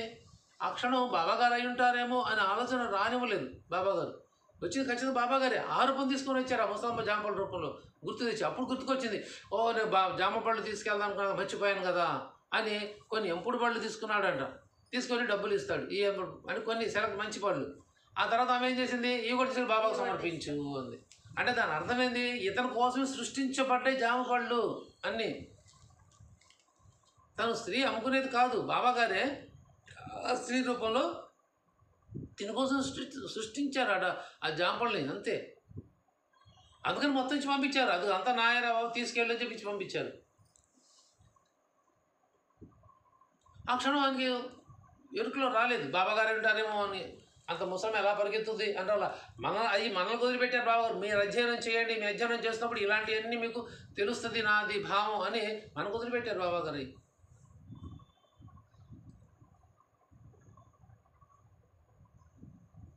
అధ్యయనం చేస్తేనే ఇవన్నీ స్ఫురణకు వచ్చేది, బాబాగారు ఇచ్చేది మనకి. ఆ ముసలం ఎవరో కదా బాబాగారే జాంపళ్ళు పట్టుకొని వచ్చి ఆయన మొత్తం జాంపళ్ళని ఇచ్చేసి మరీ వెళ్ళారు. ఇంకొకటి ఇద్దరు వచ్చారు. వచ్చిన తర్వాత ఏమైంది, సాంజా ప్రసాదం పెట్టారు. సాంజా ప్రసాదం తిన్నాడు. మరుసటి రోజు మళ్ళీ సాంజా ఉంటే బాగుంటుంది. అప్పుడు బాబాగారు సాలే రస్తే మే भजन करते और दूसरों को पूछते, क्यों दूसरे को पूछना, सच है सपना में, सच्चा है झूठ अपने आंखों से देखना, दूसरे से क्यों पूछना अన్నారు. पूछना सब कुछ अपने आंखों से देखना को क्यों दूसरे आदमी को पूछना, झूठा है क्या सच्चा, सपने कर लो अपना విచార దారిలో వేద చేస్తావు, మరో మనిషిని అడుగుతావు, అంతా మన కళ్ళతో చూడాలి కానీ రెండో వ్యక్తిని అడగటం ఎందుకు, కళ అబద్ధమా నిజమా అని మనమే తెలుసుకోవాలి కానీ ఇంకొకటి అడగటం ఎందుకు అన్నారు. అంటే ఇది మనం అనుభవాలు బాబాగారి దగ్గర పొందాలి, మనకు మనం తెలుసుకోవాలి. అందుకని అనుభవపూర్వకంగా తెలిపేది. అందుకనే బాబాగారి తత్వం ఎందుకు ఇంత స్ప్రెడ్ అవుతుంది అంటే కారణం ఇదే. వాళ్ళకి అనుభవాలు కలుగుతున్నాయి బాబాగారి దగ్గర కాబట్టి ఎంతమంది భక్తులు వెళ్తున్నారు. దీన్ని ఎవరు ఆపడం ఎవరి వల్ల కాదు, ఎవరితనం కూడా కాదు.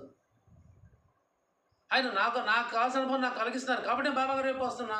నాలాగే అందరూ లక్షల కోట్ల మంది కూడా అంతే. ఒకళ్ళు చెప్తేనో ఒకళ్ళు చెందుతేనో ఒకళ్ళు వెళ్ళమంటేనో వచ్చేవాళ్ళు రారు బాబాగారి దగ్గర, ఎవరు రారు అలాంటి వాళ్ళు. వాళ్ళ అనుభవాలు కలిగిన వాళ్ళు మాత్రమే బాబాగారి దగ్గరికి వస్తారు. వాళ్ళు వీళ్ళు బలవంతంగా తెచ్చిన వాళ్ళు ఏమవుతారంటే ఆ కాసేపు ఉంటారు, వెళ్ళిపోతారు, మళ్ళీ రారు. కానీ బాబాగారి దగ్గర బాబాగారు ఎత్తుకుంటూ వచ్చారంటే ఖచ్చితంగా బాబాగారు వాళ్ళకి అనుభవాలు ఇచ్చితేనే వస్తారు, లేకపోతే రారు ఎవరు. అలాంటి వాళ్ళే బాబాగారు కావాలి. అందుకనే మీరు అనుభవం తెలుసుకో. వాళ్ళని అడగటం ఎందుకురా, నువ్వు రా నా దగ్గరికి వచ్చి నువ్వు అనుభవంగా తెలుసుకో. నీ స్వప్నం నిజమా అబద్ధమా, ఏం జరిగింది ఏదైతే తెలుసుకో, చెప్తా. నువ్వు దారిలో వాళ్ళని అడగటం ఎందుకు అన్నారు.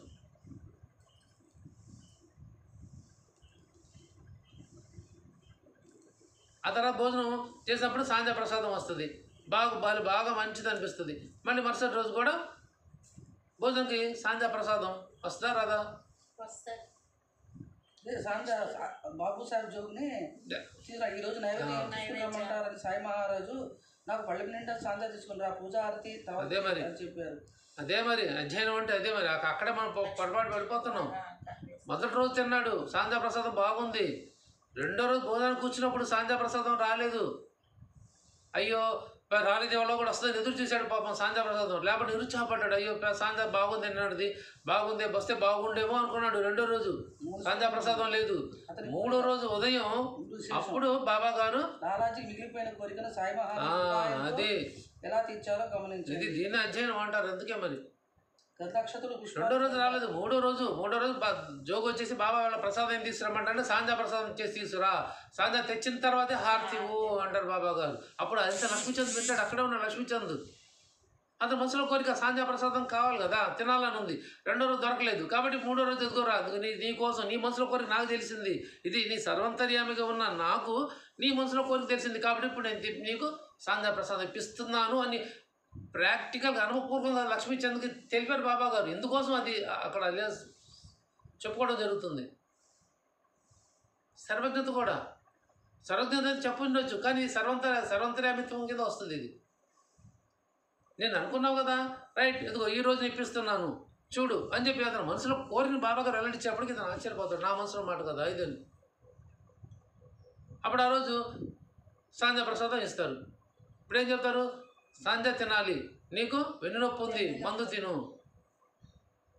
కమర్ में दर्द चाहिए, भूख लगी है, अच्छा कमर में दर्द चाहिए दवा, अब सांझा की चाहिए हवा, करो ఆరతి.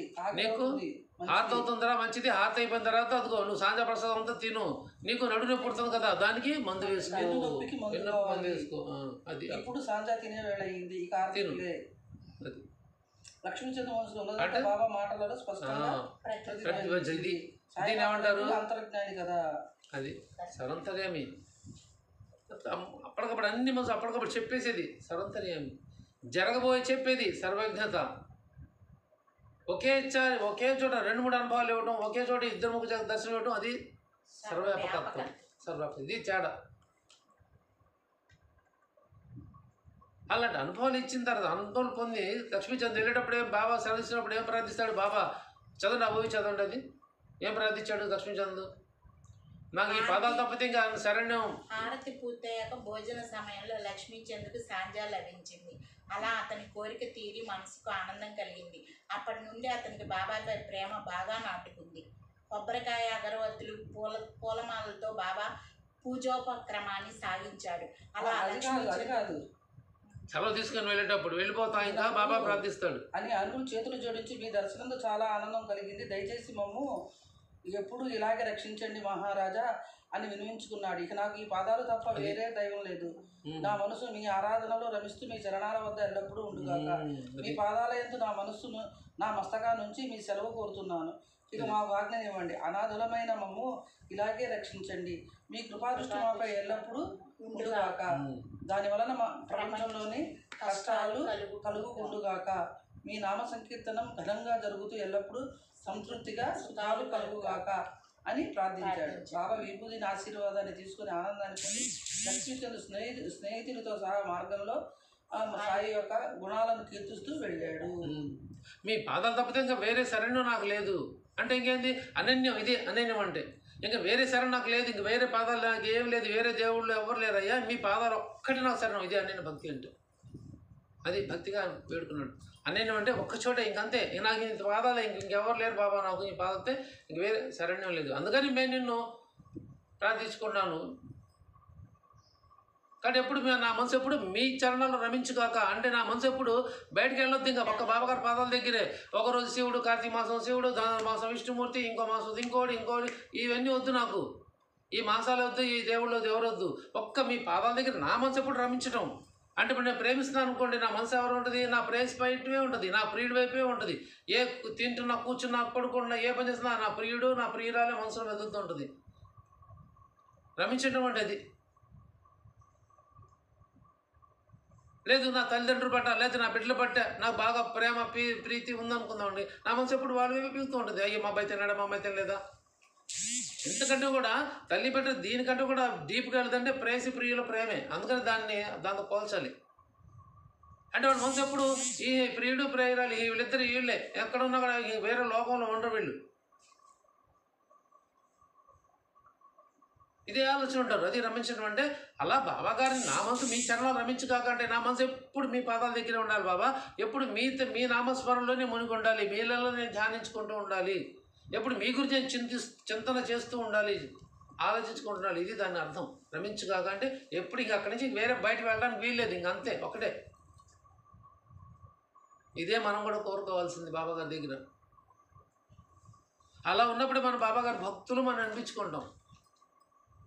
లక్ష్మీచంద్ షిరిడి ఎవరు వెళ్తున్నారో తెలిస్తే కూడా వారికి భక్తిగా పూలమాల, అగరవత్తులు, కర్పూరం, కడ్డీలు ఇచ్చి పంపించేవాడంట. ఎవరు షిరిడి వెళ్తున్నా కూడా తెలిస్తే వాళ్ళకి ఇచ్చి బాబాకు సమర్పించిన భక్తికి ఇచ్చి పంపించేవాడంట. అదే మనం ఇస్తే పిచ్చి ఎర్రి అంటారు, పిచ్చి అయిపోయింది అంటారు. మన పంపిస్తే అంతే కదా సింగారు. పిచ్చి ఏరి అనరు. పరిస్థితి అప్పుడు పరిస్థితుల ప్రభావం, ఇప్పుడు పరిస్థితుల ప్రభావం వేరుగా ఉంది. అప్పుడు వేరు. అప్పుడు ఇస్తే చెప్తా నన్నే అన్నది, ఎవరినో కాదు, నన్నే అన్నది. ఒకప్పుడు పరిస్థితి అంటే మనం డైరెక్ట్ తీసుకెళ్ళి దున్లో మనం సమర్పించేవాళ్ళం. కొబ్బరికాయ ఇచ్చినా తీసుకెళ్లేవాళ్ళం, లేకపోతే హారతులు కూడా సమర్పించేవాళ్ళం. ఇప్పుడు పరిస్థితులు కాదు. మనం బాధ్యత తీసుకున్నప్పుడు సమర్పించగలగాలి. ఇప్పుడున్న పరిస్థితుల్లో, మనకున్న అనారోగ్య పరిస్థితుల్లో, లేకపోతే వెళ్ళలేని పరిస్థితుల్లోనూ మనం ఒక సక్రమంగా నిర్వర్తించినప్పుడు ఆ బాధ్యత మనం తీసుకోవద్దు అంటాను అంతే. బాబా చెప్పారు, నువ్వు చేతేదో ఒప్పుకున్నాడు, నువ్వు ఆ బాధ్యత నెరవేర్చినప్పుడు ఎందుకు ఒప్పుకున్నావు అని అడిగారు ఆ పుండలీకరావుని. నువ్వు ఇస్తావనే కదా నా సోదరుడు నీకు కొబ్బరికాయ ఇచ్చాడు, మరి ఆ కొబ్బరికాయ నువ్వు తెచ్చి నాకు ఇచ్చాల్సిన బాధ్యత నీకు ఉందా లేదా? ఇది బాధ్యత ఒప్పుకోవడం అంటే ఉంది ఖచ్చితంగా. మరి బాబా గారి చేతిలో ఆ కొబ్బరికాయ పడే వరకు అతని బాధ్యత ఆ కొబ్బరిని సంరక్షణ తీసుకొని వచ్చి బాబా చేతిలో పెట్టాలి. గుర్తుపెట్టుకొని బాబా మరీ తీసుకొచ్చాడు. కానీ ఆ కొబ్బరికాయ పాల్గొనేటప్పుడు ఆలోచించాలి వద్దా, ఈ కొబ్బరికాయ నేను తెచ్చిందా లేదా ఇంకో కొబ్బరికాయ అనేది. అప్పుడు కొబ్బరికాయలు ఊర్ల నుంచి తెచ్చుకునేవాళ్ళు. మనం కూడా వెళ్ళి స్టేజ్లో తీసుకెళ్ళాడు. మేము కూడా తీసుకెళ్ళాం చాలాసార్లు కొబ్బరికాయలు ఇక్కడి నుంచి. అక్కడ దొరకవు, కొట్టనేస్తారు, లేదు ఇక్కడి నుంచి మోసుకొని వెళ్ళేవాళ్ళం. అలా అప్పుడు ఆ రోజుల్లో ఇంకా ఉన్నాయి కాబట్టి తీసుకొచ్చుకునే వాళ్ళు కూడా. కాబట్టి ఆ కొబ్బరికాయలు నేను తెచ్చినాయా బాబా గారు, ఆ పుండలీకర ఆ వాసుదేవానంద సరస్వతి స్వామి వారు ఇచ్చిన కొబ్బరికాయ బాబా గారు చెందింది అనేది పుండలీకర ఆలోచించుకోలేదు, చూసుకోలేదు. కాబట్టి అక్కడ బాధ్యత రహితంగా ప్రవర్తించాడు, బాధ్యత లేకుండా ఉన్నాడు. ఎందుకు బాబా గుర్తేసింది, నువ్వు బాధ్యత ఒప్పుకుంటే ఖచ్చితంగా బాధ్యత వహించాల్సిందే, అశ్రద్ధ ఉండకూడదు, నీ బాధ్యత సక్రమంగా నిర్వర్తించాలి అని చెప్పడం కోసం బాబాగారు చెప్పింది. మనందరూ చెప్పింది ఆయనకే కాదు, ఆయనతో పాటు మనందరూ చెప్పారు. అందుకే బాధ్యత ఒప్పుకోకూడదు. ఒప్పుకున్నావా 100% ఖచ్చితంగా చేస్తేనే ఒప్పుకో, లేకపోతే ఒప్పుకోవద్దు. లేదు ఒప్పుకున్న తర్వాత నువ్వు చేయలేకపోయావా, తిరిగి వాళ్ళ దగ్గరికి వెళ్ళి అయ్యా క్షమించు, అమ్మ నన్ను క్షమించు, నేను బాధ్యత ఒప్పుకున్నాను, నేను నిర్వర్తించలేకపోయాను, దయచేసి మీరు ఏమనుకోవద్దు, నా వల్ల కావట్లేదు, ఇంకెవరో మీరు అప్పచెప్పుకోండి, నన్ను క్షమించండి అని వాళ్ళు క్షమ కోరిని వస్తే అక్కడ రుణం తీరిపోతుంది. అప్పుడు వాళ్ళు ఇంకోళ్ళు చెప్పుకుంటారు. లేదు నేను చేస్తా, నేను చూస్తా, ఇవాళ రేపు అంటే ఏమవుతుందంటే అది ఏమవుతుంది, మాట తప్పిన వాళ్ళం అవుతాం. అది బాధ్యత నిర్వర్తించిన వాళ్ళం అవుతాం. అందుకు చెప్పింది అది. నువ్వు నిర్వర్తించి ఒప్పుకోలేదు, ఒప్పుకున్నావు కదా, నువ్వు నా దగ్గర తెచ్చివ్వాలి కదా కాయని, మరి నువ్వు ఎందుకు ఇవ్వలేదు? మధ్యలో కొబ్బరికాయ కావాలంటే అడుగులో కొబ్బరికాయ కావాలి, కొట్టుకున్నా, రైట్ బాగుంది. అది ఎవరి కొబ్బరికాయ నువ్వు ఆలోచించావా? ఆలోచించలేదు. కొబ్బరికాయ కానీ వచ్చేసి పగలు కొట్టారు, కలుపుకొని తినేసారు. తిన్న తర్వాత ఎప్పుడుగో ఆలోచించావు. అది కాదు కదా బాధ్యతగా ఉండే విషయం అంటే, అది కాదు కదా. అంత అశ్రద్ధగా ఉంటే అట్లా బాధ్యత ఒప్పుకున్నప్పుడు ఆ కొబ్బరికాయ తెచ్చినప్పుడే చెప్పాలి, అరే చూడండి రా కొబ్బరికాయ మనం బాబా గారు సమర్పించేదా, మనం తెచ్చుకుందా అని అప్పుడే చెప్పుండాలి. చెప్పలేదు అంటే అప్పుడు నువ్వు అశ్రద్ధగా ఉన్నట్టే కదా బాధ్యత పట్ల, ఒప్పుకున్న బాధ్యత పట్ల. కాబట్టి అలా ఉండొద్దు అని చెప్పారు ఆ విషయంలో. నువ్వు ఒప్పుకున్నావు కాబట్టి కొబ్బరికాయ నేను తీసుకొచ్చి ఇవ్వాలి. ఇస్తేనే అప్పుడు నీ రుణం తీరుతుంది. అప్పుడే నువ్వు నా బాధ్యతగా అర్పించిన వాడు అవుతావు. నీ బాధ్యతని నీ మాట నిలబెట్టుకుని అవుతావు అని అంది. ఆ చెప్తే అన్నారు, ఆ కొబ్బరికాయకి ఎన్ని కొబ్బరికాయతో సరిపోవు అన్నారు. ఎందుకన్నారు ఆ మాట? నా సోదరు ఇచ్చిన కొబ్బరికాయకి నువ్వు ఇలాంటి ఎన్ని కాయలు ఇచ్చినా సరే దానికి సరిపోవు అన్నారు. ప్రేమగా నమస్కరించి ప్రేమగా నా నా సోదరుడికి సమర్పించు, ఇది నన్ను ఎప్పుడు గుర్తుపెట్టుకోమని చెప్పు అని చెప్పి మరీ పంపించాడు ఆయన. అంటే ఆయన ప్రార్థన ఆయన విన్నపని ఆ కొబ్బరికాయ రూపంలో బాబాగారు పంపించాడు, వాసుదేవ సరస్సు గారు పంపించారు. అది ఈయన చేరితేనే అప్పుడు మనస్పూర్వకంగా అది ఇచ్చినాడు. దానికి అందుకని అంత విలువ ఆ కొబ్బరికాయకి. అందుకని ఏమి సరితోగు అని వద్దు పోమన్నారు. ఇంకేవద్దు తేవద్దు పో, అది నా సంకల్పం పడింది, నా సంకల్పం మీరు తిన్నారు, ప్రతి నా సంకల్పం జరిగింది. కాబట్టి మంచి చేసాను చెడుగా నేను చేశాను ఎందుకు మీరు అనుకోరు? నేను చెడు చేశాను నేను అనుకోవడం కూడా మీ అహంకారంతో అనుకుంటున్నారు అన్నారు. కాబట్టి మన మీద ఏం పెట్టుకోవద్దు, మంచి చెడు రెండు ఏది పెట్టుకోవద్దు అంటున్నారు బాబాగారు. అదే దాని అర్థం. నేను చెడగొట్టాను, నేను తిట్టాను అంటూ కూడా అహంకారమే. నేను ఇచ్చాను, నేను సహాయం చేశాను పోగొట్టడం కూడా అహంకారం. ఈ రెండు అహంకారాలే. కానీ ఏది ఒకటి, నువ్వు ఇచ్చేవాడివి నువ్వు కాదు, తిట్టేవాడివి నువ్వు కాదు, ఒకడేవాడివి నువ్వు కాదు, మాట్లాడపడ్డవాడి అవమానించేవాడివి, అవమానపడ్డవాడివి నువ్వు కాదు. ఎవరు? అది అన్నిటి నేనే చేశానని నువ్వు ఎందుకు అనుకోరు? ఇలా మీరు అనుకోవడం అహంకారం. అంతా నా ప్రకారం జరిగింది, నా సంకల్పం ప్రకారం ఇది జరిగింది. కాబట్టి నువ్వు నేనే నా వల్ల తప్పైంది, నా తప్పు వల్ల ఇట్లా కొబ్బరికాయ పగిలింది తిన్నావు అని చెప్పి నీ కర్తృత్వాన్ని నీ వైపు వేసుకుంటున్నావు కదా, అదా నీ అహంకారంతో వేసుకుంటున్నావు. అది నువ్వేం చేయొద్దు. మీరందరూ నా బిడ్డలు అని సంపాదించారు బాబాగారు. మనందరూ ఆయన బిడ్డలం. కొన్నిసార్లు మనం అనుకుంటూనే ఉంటాం, అదన్నా ఇది అనుకుంటాం కదా, అదంతా మన కాదు, అంతా బాబాగారు వాళ్ళు చెప్పించారేమో, బాబాగారు వాళ్ళు అనిపించారేమో అని ఆయన మీదకే ఆయన వైపుకి మనం తిప్పేస్తే మనకు ఆ భావన ఉండదు. ఇంకా అక్కడ కట్ అయిపోతుంది. ఇంక అంతే. దాని గురించి ఆలోచన మన మనసులో ఉండకూడదు. ఇంకా బాబాగారు చేశారేమో, బాబాగారు చెప్పించారేమో, బాబాగారు అన్నారేమో, బాబాగారు నాకు సలహా ఇచ్చారేమో, బాబాగారు నాకు ఇలా తిట్టారేమో, బాబాగారే నాకు ఇలా నా తప్పు తెలుసుకోవడం అని చెప్పించారు. ఇలా ఏదైనా మన బాబాగారి వైపు అనిపించుకో. ఎప్పుడే మనం తిప్పుతామో ఇదే మనవృత్తి తిప్పడం. ఇదే తిప్పితే ఏమవుతుందంటే అప్పుడు మనకి అక్కడ అహంకారం ఉండదు, గర్వం ఉండదు, బాధ ఉండదు, సంతోషం ఉండదు, ఏమీ ఉండవు. నిరంకారం నిరభావంగా ఉంటాం, నిశ్చలంగా ఉంటాం. అదే బాబాగారు కోరుకుంది కూడా, మనం ఇవ్వాల్సింది కూడా అదే. ఈ లక్ష్మీచంద్ కూడా నిశ్చలంగానే బాబాగారు పాదాలు పట్టుకుని ఎప్పుడు మీ పాదాలు శరణు వేడుగాక, ఎప్పుడు మా మనసు మీ పాదాలందే ఎప్పుడు తిరుగుతుండాలి బాబా, రమించు కాకుండా ఎప్పుడు మీతోనే ఉండాలి బాబా అని మనస్ఫూర్తి కోరుకొని సెలవు తీసుకొని వెళ్ళాడు లక్ష్మీచంద్. పాదాలందు నా మస్తకం నుంచి మీ సెలవు కోరుతున్నాను. ఇక మాకు ఆజ్ఞనివ్వండి, అనాథులమైన మమ్మ ఇలాగే రక్షించండి. మీ కృపా దృష్టి మాపై ఎల్లప్పుడూ ఉండుగాక. దాని వలన ప్రపంచంలోని కష్టాలు కలుగుకుండుగాక.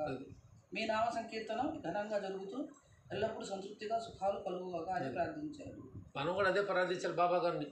బాబాగారి స్మరణ ఇంకా మనం ఎక్కువ మందితో చేసుకునేలాగా మనం బాబాగారిని ప్రార్థించాలి. మన 2, 3, 4 కాదు, 10 మంది, 15 మంది, 20, 25 మంది మనం అటెండ్ అవ్వాలి. ఒక సత్సంగం అంటే ఆతృతో పరిగెత్తుకుంటూ రావాలి. గుణాలను కీర్తిస్తూ వెళ్ళారు. అది బాబాగారు ఆయన అనుభవపూర్వకంగా పొందారు. అందుకే బాబా ప్రతిదీ అనుభవపూర్వకంగా తెచ్చారు, దగ్గర కూర్చోబెట్టుకుంటారు. ఇంతే. మిగతా వాళ్ళ వ్యవసాయం నాకు తెలియదు. బాబాగారు మాత్రం మనకు అనుభవం కలిగించి ఆయన గురించి 10 మంది చెప్పేట్టు చేస్తారు. ఇప్పుడు ఇలా వాక్యం చెప్పించుకుంటున్నారంటే అది కారణం ఎవరు? బాబాగారే. ఆయన నాకు ఇచ్చిన అనుభవాలు, ఆ అనుభవాలే అదిగో ఈ రూపంలో బయటకు వస్తున్నాయి. అంతే. అందుకే దృఢంగా చెప్పగలుగుతుంది. హేమట్ పంత్ గారు ఏమనుకున్నారు? ఆయన చూసి చెప్పుండొచ్చు, రాసేరా నేను రాసుకుంటానని చెప్పేసి ఉండొచ్చు. కాదు, చెప్పలేదు.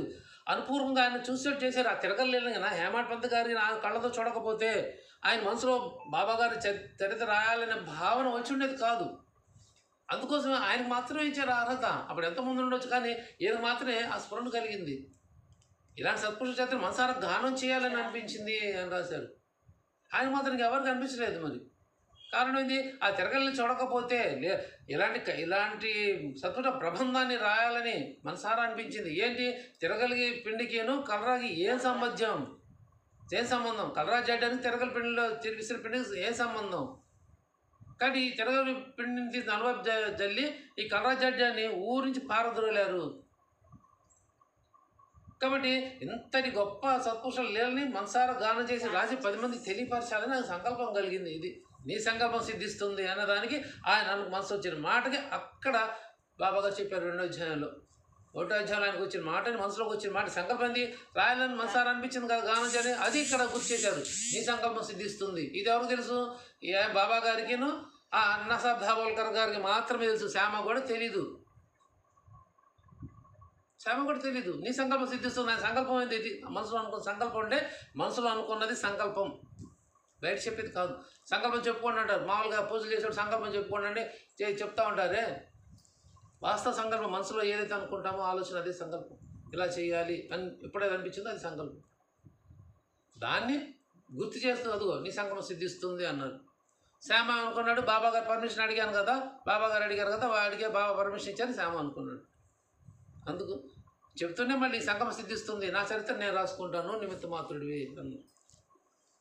అది ఆయన ఆజ్ఞ ఉంటేనే అనుజ్ఞ ఉంటేనే జరుగుతుంది ఇదంతా. అలా మన మనసు ఎప్పుడు బాబా గారి చరణాల వద్ద లీనమయ్యేలాగా బాబా గారు మనం అనుగ్రహించమని, వారి స్మరణని మనం ఇంకా ఎక్కువ మందితో బాబా గారు స్మరణ చేసుకునేలాగా బాబా గారు మనందరినీ అనుగ్రహించమని వారి దివ్య పాత్రను ప్రార్థిస్తూ వేడుకుంటూ శ్రీ సచ్చిదానంద సమర్థ సద్గురు సాయినాథ్ మహారాజ్ కీ జై. సర్వే జనా సుఖినో భవంతు, లోకా సమస్తా సుఖినో భవంతు, సమస్త సన్మంగళాని భవంతు. ఓం శాంతి శాంతి శాంతి. కరచరణ కృతం వా కాయజం కర్మజం వా శ్రవణనయనజం వా మానసం వా పరాదం విదితమవిదితం వా సర్వమే సదుక్షమస్వ. జయ జయ కరుణాబ్ధే శ్రీ ప్రభో సాయినాథ. శ్రీ సచ్చిదానంద సమర్థ సద్గురు సాయినాథ్ మహారాజ్ కీ జై. సర్వం శ్రీ సాయినాథ పదార్పణమస్తు. శుభం భవతు.